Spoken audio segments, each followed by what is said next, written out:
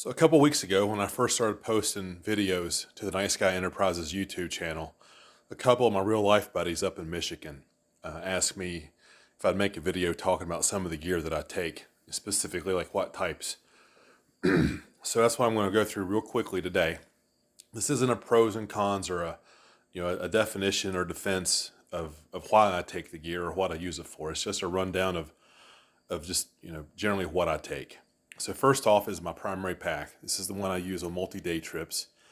It's a highly modified 511 Rush 100 pack with numerous pouches and bags added to it and also to the hip belt. I'll do a specific video just for this pack to talk about why I use it and the different ways I deploy it. But for today, I just wanted to mention that is the primary pack that I use these days. Over here on the table, we got a number of things laid out. The first thing, I guess, is this is a REI hiking staff. I've got a compass up on top, and that's a little dial thermometer. Comes in handy on the trails. Over here, we've got a digging trowel for cat holes, toilet paper, friction preventer, 100% deep bug juice. That's the ammo pack for my Taurus Judge that I typically take. It's a mix of number 6 bird shot, triple aught buckshot, and 454 Kazul pistol rounds. Waterproof map of the Cranberry Wilderness area. My beanie for when it gets chilly in the evenings or while I'm sleeping. That's a high visibility blaze orange beanie to help people find me if I would be in a rescue situation where I need search and rescue to be able to find me. Mosquito head net, 4-liter collapsible water bottles, microfiber towels that are handy for all sorts of things from hygiene to gear maintenance. It's a waterproof ruck cover. I don't use this for waterproofing necessarily. I rarely actually use it at all when I'm on the trails because a lot of times the brush is so thick you'd tear holes in it. I use this when I'm stealth camping to help conceal the pack. That's a Gear Doctor sleep pad with inflating, the bag. It rolls down like a dry sack, but it's not really a dry sack. You roll it down to help inflate it. Hygiene kit with, just the stuff you need to keep from stinking as bad. This is my toolkit. This whole thing zips up and attaches to the outside of the pack. I've got fire starters, a sew kit, paracord, extra hardware to fix my bow saw if I need to change the blade and I lose pieces. Ferro rod, knife sharpener, duct tape, a brush and some gun oil for the pistol, and some windproof, fireproof matches. That's a collapsible Nalgene bottle. I carry that in the tent at night. It's what I piss in the middle of the night, so I don't have to get up out of the tent, if nature calls. First aid kit. These 3 containers here, that's Tylenol, Advil, and a mix of caffeine and Benadryl. They all screw together into one big waterproof cylinder. I can tell by the collars which one contains which pills. I got an Israeli bandage, just a regular old Army issue compression bandage, medical tape, hand sanitizer, blood stopper, rat's tourniquet, moleskin duct tape, liquid skin Neosporin, some Band-Aids, and Ace bandage. Then we've got the water kit. That's a collapsible mesh water filter and a cup and a scoop, or a funnel rather. I use all these in tandem because I primarily carry water in bladders or collapsible bags. They get really hard or difficult to fill up in running water. And sometimes I'm refilling out of mud holes and whatnot. And I don't use pump water filters, so I use a combination of the funnel with the filter, and I scoop water with this to get all the big chunks and bits out of the water when I put it in the bladders. And one of the drawbacks to using primary bladders is you don't have a container to mix up electrolytes and drink mixes, so I got a collapsible 16-ounce cup. That water filter, so my primary water filter is this MSR through line filter. This connects right into the line with my bladders. So I put dirty water in the bladder and then I filter it as needed as I drink it. As a backup, I've got this Katadyn Gravity Be-Free filter that threads in perfectly with the lids of these collapsible jugs. And then as a final last resort, I've got some chlorine dioxide tablets. Oh, a couple things that I have redundancies for. I have redundancies for fire, water, navigation. I've always got at least two. Typically, I like to have three. So that's why you see, like the matches and the ferro rod, and I carry a lighter. I've got 2 water filters and chlorine dioxide tablets. Navigation, I've got a compass on my walking staff. I've got a compass on my equipment belt, and I usually have a compass on my wrist, just in case.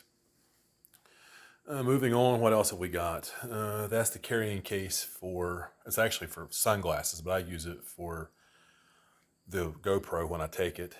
That's a Thom Browne Tracker #1, silky, I think model 180 handsaw, through night headlamp, Garmin InReach satellite messenger, batteries for my phone, which is a Samsung Galaxy Xcover 6 Pro. I use it primarily because the batteries are exchangeable. Makes it much easier to carry in the woods and keep it charged.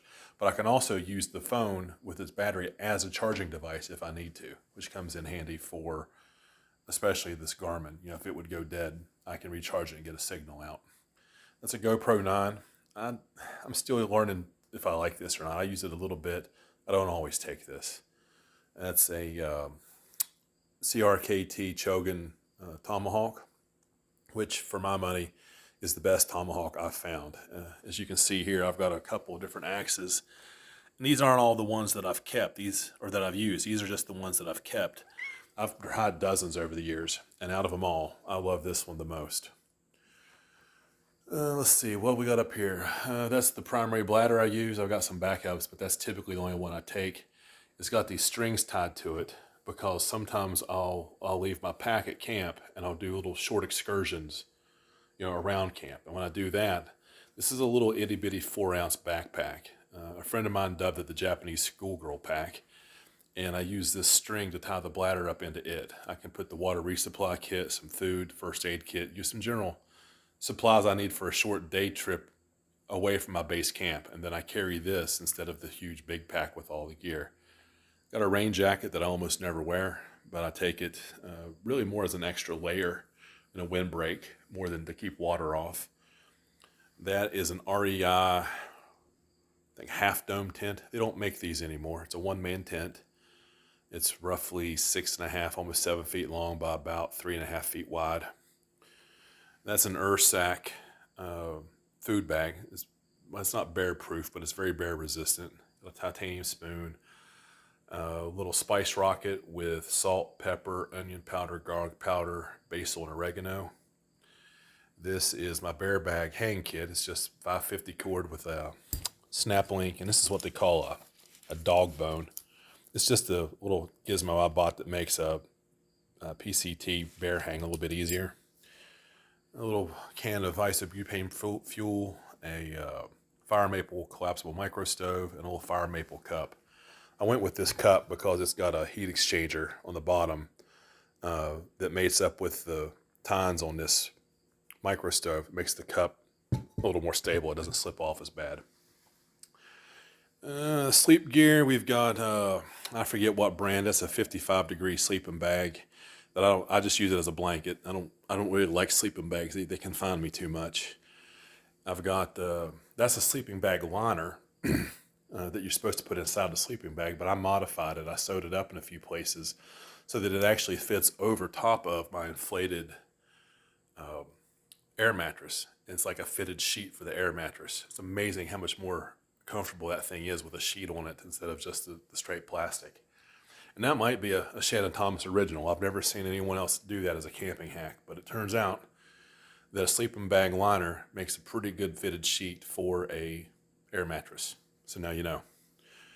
I've got a whole bunch of pillows that I take with me. That's just a foam pillow.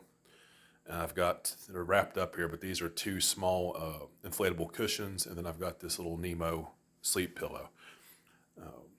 I've also got this little inflatable one here. So all told, I've got 1, 2, 3, 4, 5 pillows that I take. It's a lot, but I sleep very poorly when I camp. I've got sleep apnea. I don't have a sleep machine, a BiPAP machine with me.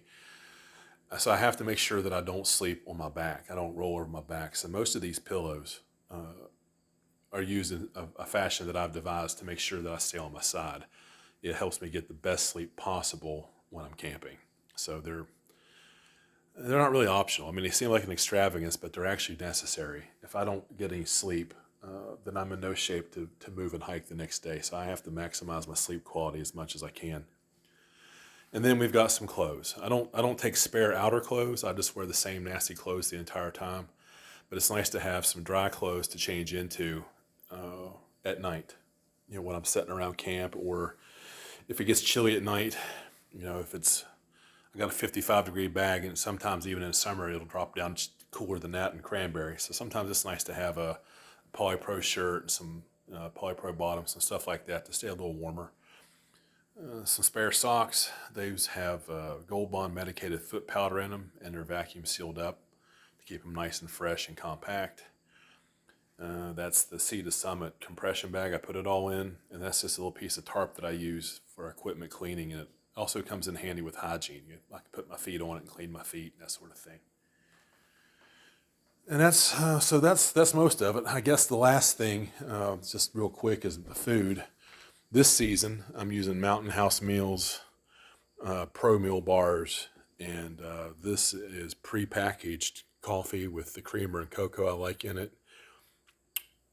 Beef jerky, my own my own recipe of mixed nuts, and some Kind brand granola. That's primarily what I'm eating these days. So real quick, just a quick walkthrough of the gear, and as best as I can remember the brands and model names of the stuff I'm using these days. Sean, Eds, I hope that answers the question. If not, hit me up and let me know, and we can talk about it in more detail. Thanks for watching, and I'll catch you later.